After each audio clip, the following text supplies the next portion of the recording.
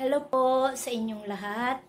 Ako po si Jay Magarfi. Nag-aanyaya po sa inyo na panoorin niyo po ang OHC video sapagkat kung kayo po ay may mga katanungan at medyo naguguluhan, lalong-lalo na po sa patungkol sa Torah, dito po masasagot ang inyong mga katanungan.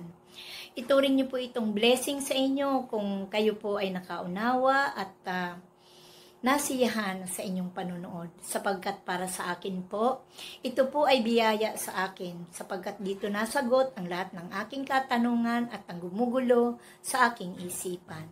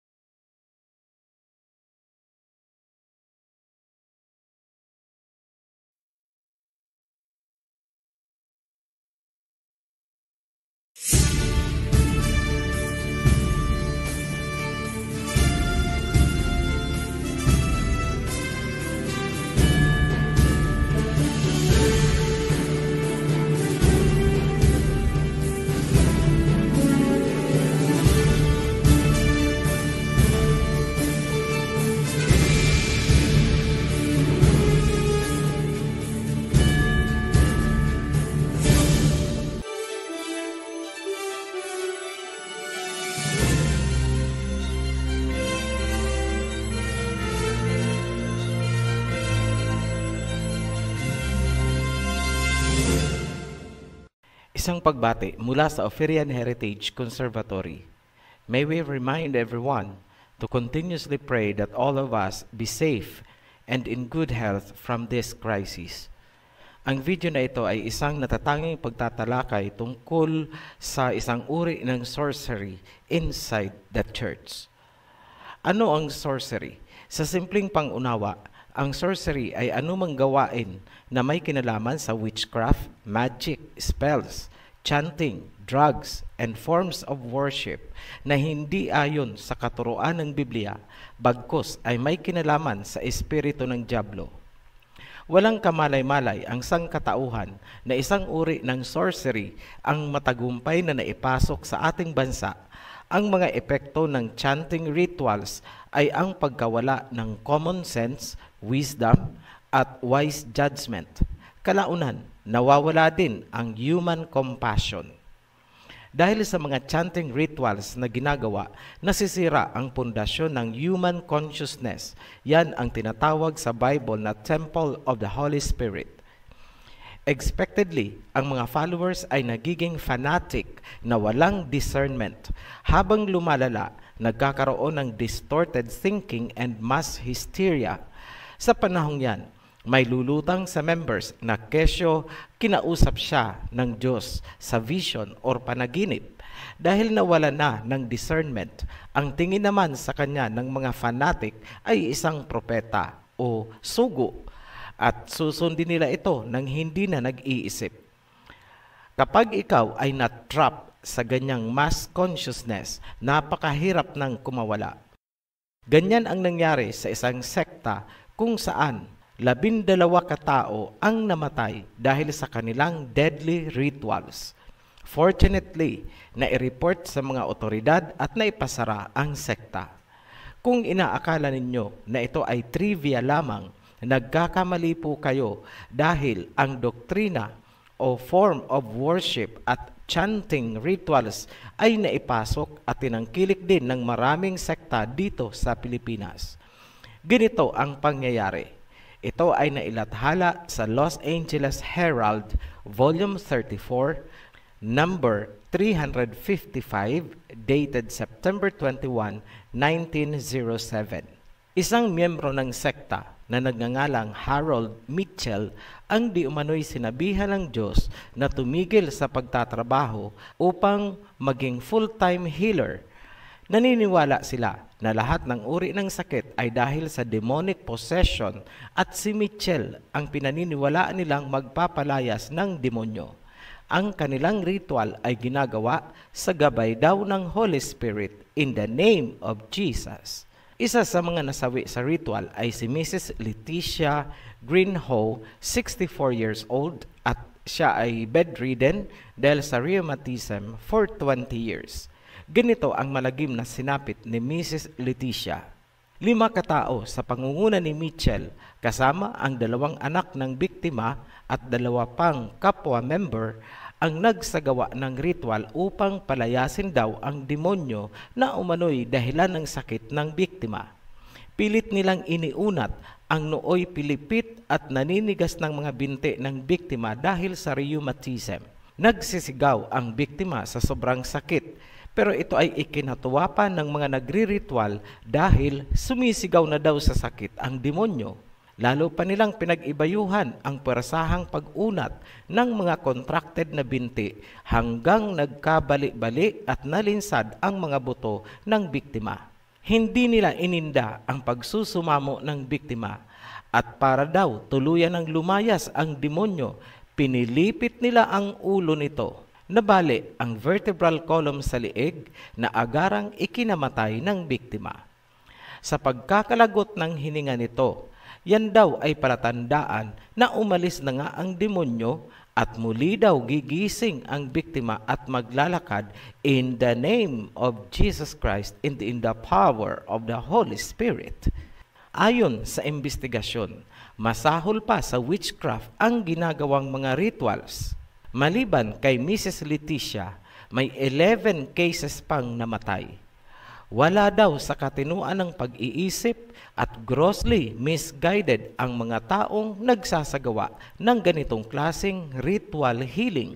Mula naman sa neuropsychiatric na pananaw, ang mga taong nakapatay kay Mrs. Leticia ay wala ng logical reasoning, discernment at human compassion. Paano ito nangyari? Ang mga repeated chanting, mantra, spells at incantations ay mayroong mind conditioning effect na nagiging embedded o kumakapit hanggang sa kaibuturan ng utak at consciousness. Nawawala ang kakayahang mag-isip ng matino, pati ang simpleng common sense at human compassion ay nawawala rin.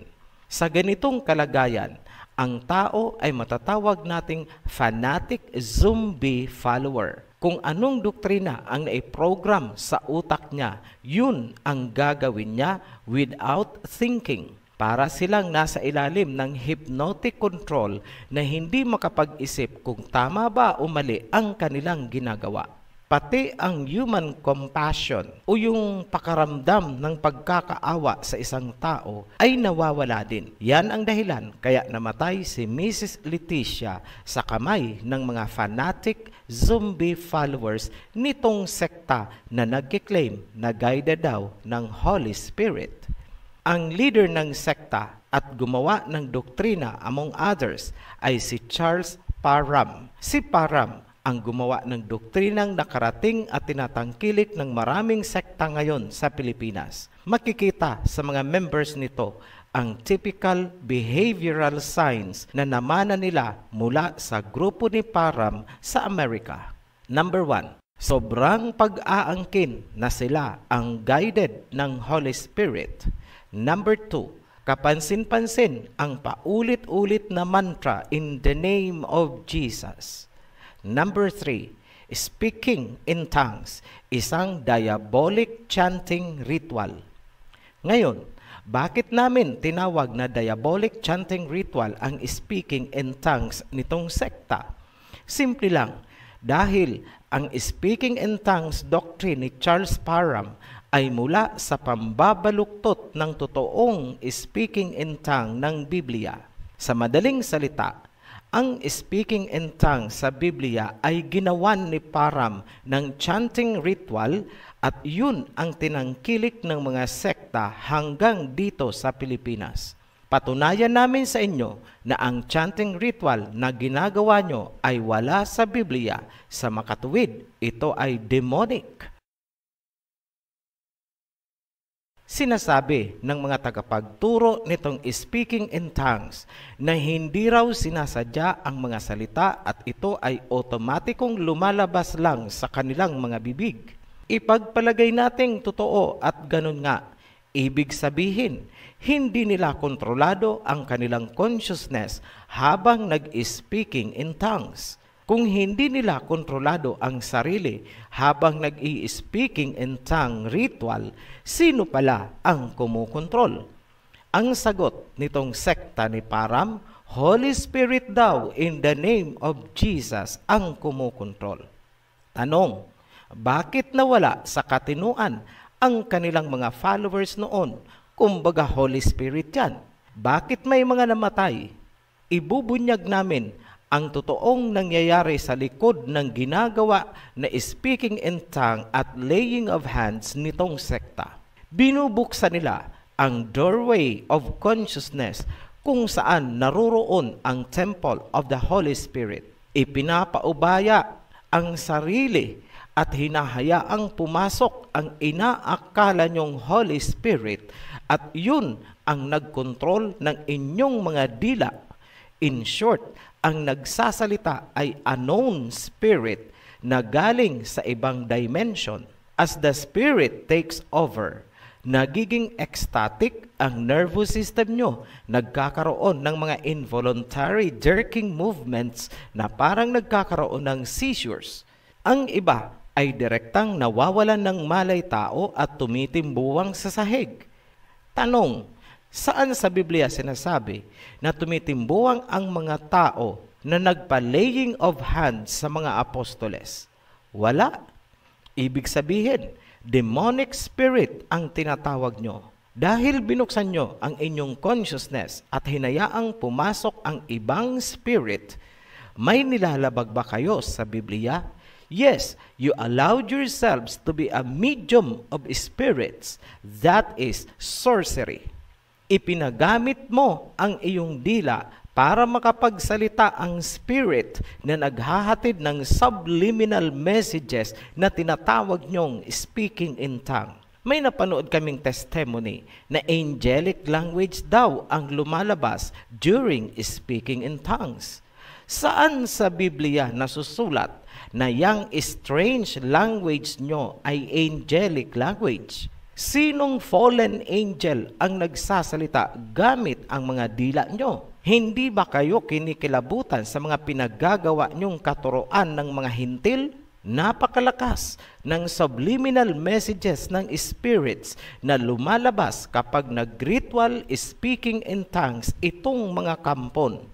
Ang taong pinapaikutan nila ay nawawalan ng malay at bumabagsak. Talo pa ang nabudol-budol, na defile ang consciousness, na overpower ng subliminal messages na pumasok sa kanilang utak at buong nervous system. Overloaded ang mga neurotransmitters ng utak. Ebidensya, tingnan nyo na lang ang mga jerking, spasms, seizures, at loss of consciousness. Ganyan ba ang ginagawa ng mga apostoles sa mga followers nila noon?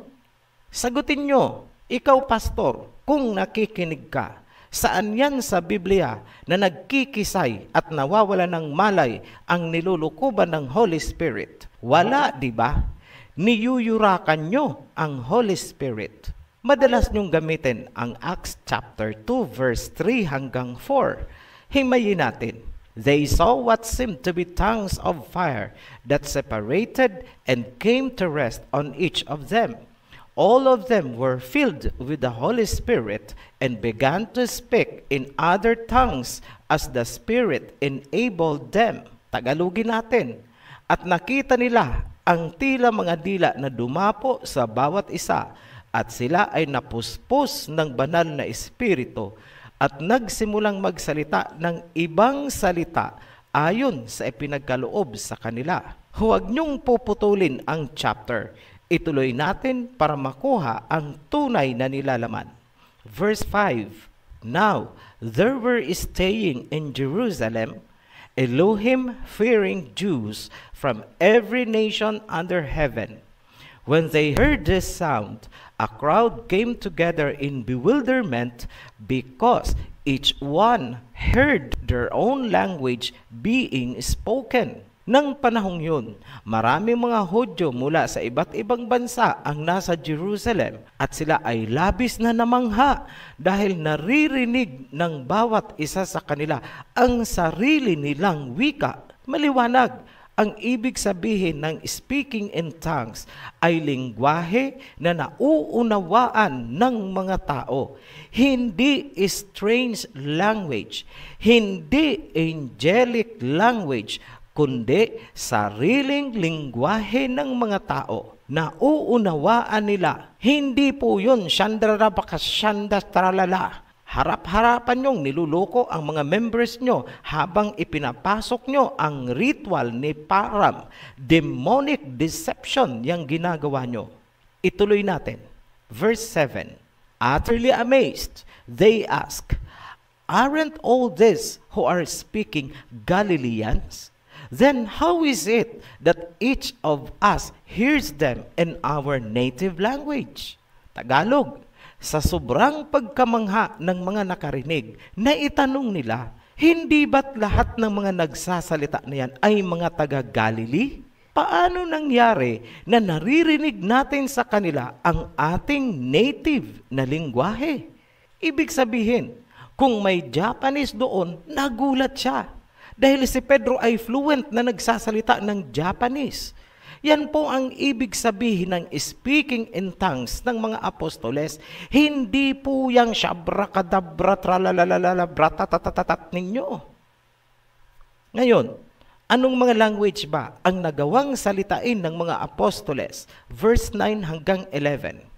Parthians, Medes and Elamites, residents of Mesopotamia, Judea and Cappadocia, Pontus and Asia, Phrygia, Pamphylia, Egypt, and other parts of Libya near Cyrene, visitors from Rome, Cretans, and Arabs.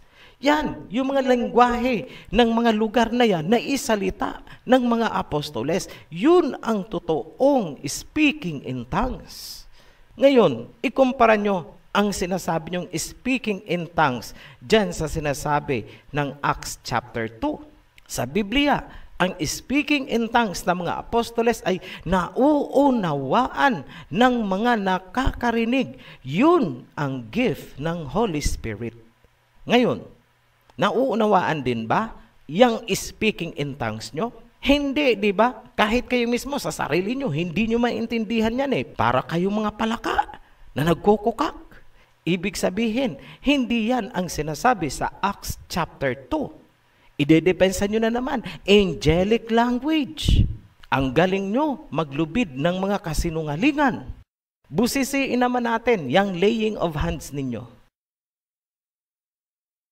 Ang laying of hands ay ginagawa ng mga apostoles noon upang ibahagi ang Holy Spirit sa isang tao. Acts chapter 8 verse 17. Then Peter and John placed their hands on them and they received the Holy Spirit. Pangalawa, ang laying of hands ay ginagawa bilang confirmation of responsibility sa isang tao. Acts chapter 13 verse 3. So after they had fasted and prayed, they placed their hands on them and sent them off. Ganun din ang sinasabi sa Timothy na huwag daw pababayaan ang gift na ibinigay sa pamamagitan ng laying of hands. 1 Timothy chapter 4 verse 14. Do not neglect your gift which was given you through prophecy when the body of elders laid their hands on you. Ang laying of hands ay ginagawa sa pagpapagaling ng may sakit. Luke chapter 4 verse 40. At sunset, the people brought to Yahushua all who had various kinds of sickness, and laying his hands on each one, he healed them. Ikumpara ulit natin ang laying of hands nitong sekta. Panoorin nyo sa YouTube, maraming video dyan, kung paanong tumimbawang ang mga tao sa laying of hands nitong mga sekta. Nakahilera ang mga tao sa harap ng pastor habang tuloy ang chanting nila ng in Jesus name, shandararapaka, shandarar, magsarotralala. Blap! Tumbado yung tao. Ganyan ba ang ginagawa ng mga apostoles noon? Nasa Biblia ba na tumitimbuwang at gumugulong ang mga followers na parang tinurukan ng tranquilizer kapag nag-laying of hands ang mga apostoles? Ganon ba ang nangyari? Wala, di ba? Niluluko nyo ang mga members nyo. Sa Biblia, ang laying of hands at Holy Spirit ay nagbibigay ng kalakasang pisikal at espiritual, samantalang ang sa inyo ay nabubuwal at nawawalan ng malay tao. At sa paggising ng tao, wala siya sa sarili, disoriented and confused. Huwag tayong naglulukuhan, mga pastors of sorcery. Kinakargahan nyo ng hypnotic energy upang paralisahin ang discernment ng tao. You are destroying the temple of the Holy Spirit. At kapag nasira na ang temple of the Holy Spirit, ang mga tao ay magiging open at walang depensa sa mga spirits na nagmumula sa ibang dimension. At kapag umabot na sa ganun, saka kayo magpapamalas ng nakakapanggilalas na pagpapalayas daw ng mga demonyo. Higher level of spiritism and sorcery inside your church. Kayo ang nagpapapasok ng demonic spirits at kayo din ang magpapalayas. Moro-moro. We are warning you. Matthew Chapter 12, verse 31. Basahin nyo yan para malaman nyo kung ano ang naghihintay sa inyo. Umaabot na sa kataas-taasan ang inyong kalapastanganan. Sinadya nyong talikuran ang malinaw na katotohanan sa Biblia upang tangkilikin ang mga doktrina ng mga hintil. Paano nyo naatim na ipahamak ang mga Hebrew Shemites sa mga demonic doctrines? Paano nyo nagawang talikuran ang mga propeta para tangkilikin ang spiritism at sorcery? Hinahamon namin kayo sa ngalan ni Prophet Elijah, ang aming propeta. Ito ang hamon namin sa inyo. Number 1, patunayan nyo na gawain ng Holy Spirit ang mawala ng malay tao at titimbuwang sa lupa ang nilukuban ng Holy Spirit.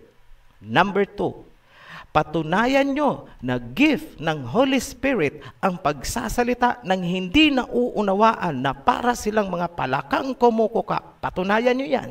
Number 3, patunayan nyo na nagsalita ang mga apostoles ng hindi nauunawa ang syandaramakasyanda bratatatat ninyo at sinabi nilang yun ang gift ng Holy Spirit.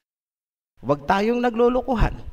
Kapag hindi nyo napatunayan ang tatlong yan mula sa Biblia, nangangahulugan na espiritu ng demonyo ang tinatawag nyo at kayo ay mga sugo ni Satanas.